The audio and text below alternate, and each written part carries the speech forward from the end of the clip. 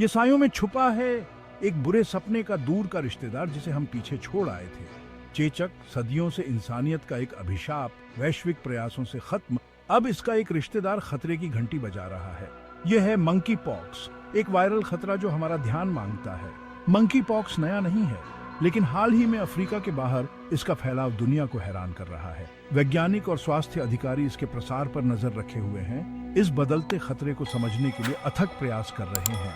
ये एक वायरस की कहानी है, महाद्वीपों में इसकी यात्रा और खुद को इसकी चपेट से बचाने के लिए ज्ञान का महत्व। मंकी पॉक्स ऑर्थोपॉक्स वायरस परिवार से ताल्लुक रखता है। ये वायरस इंसानों और जानवरों दोनों को बीमार करने के लिए जाने जाते हैं। पहली बार 1958 में बंदरों में पाया गया, इसलिए इसका नाम। ये वायरस मुख्य रूप से मध्य और पश्चिम अफ्रीका में पाया जाता है। चूहे और बंदर जैसे जानवर इस वायरस को रख सकते हैं और कभी-कभी इसे इंसानों में फैला देते हैं। ये वायरस एक डबल स्ट्रैंडेड डीएनए वायरस है जो अपेक्षाकृत स्थिर है, जिससे यह इन्फ्लुएंजा जैसे कुछ अन्य वायरस में देखे जाने वाले तेजी से उत्परिवर्तन के लिए कम प्रवण होता है। इस स्थिरता का टीका विकास पर भी प्रभाव पड़ता है, प्रभावी दीर्घकालिक सुरक्षा की उम्मीद जगाता है। जानवरों से इंसानों तक मंकी पॉक्स वायरस का सफर अक्सर काटने, खरोंचने या संक्रमित शारीरिक तरल पदार्थों के संपर्क से शुरू होता है। यह शुरुआती संचरण, जिसे जूनोटिक स्पिलओवर कहा जाता है, मानव आबादी में प्रकोप को जन्म दे सकता है। लेकिन वायरस यहीं नहीं रुकता। यह एक व्यक्ति से दूसरे व्यक्ति में घावों, शारीरिक तरल पदार्थों या यहां तक कि लंबे समय तक आमने सामने संपर्क के दौरान श्वसन बूंदों के माध्यम से फैल सकता है।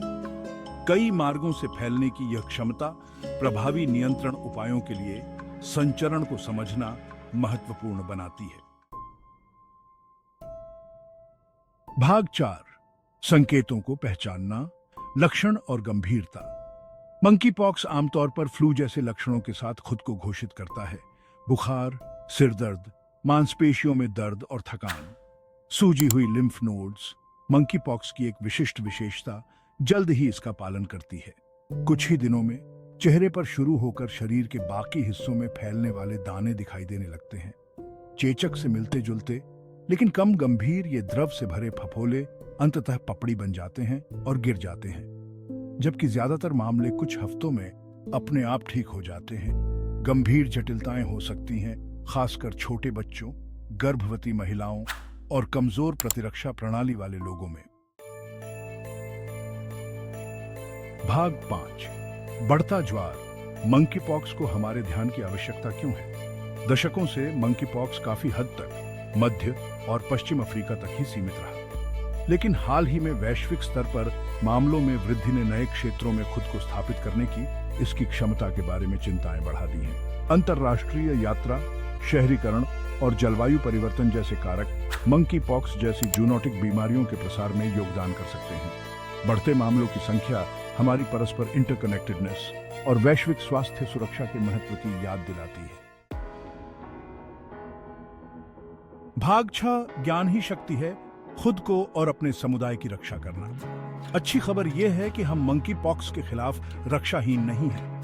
बार बार हाथ धोने जैसी सरल सावधानियां, संक्रमित व्यक्तियों के संपर्क से बचना और सुरक्षित यौन संबंध बनाने से संचरण के जोखिम को काफी हद तक कम किया जा सकता है।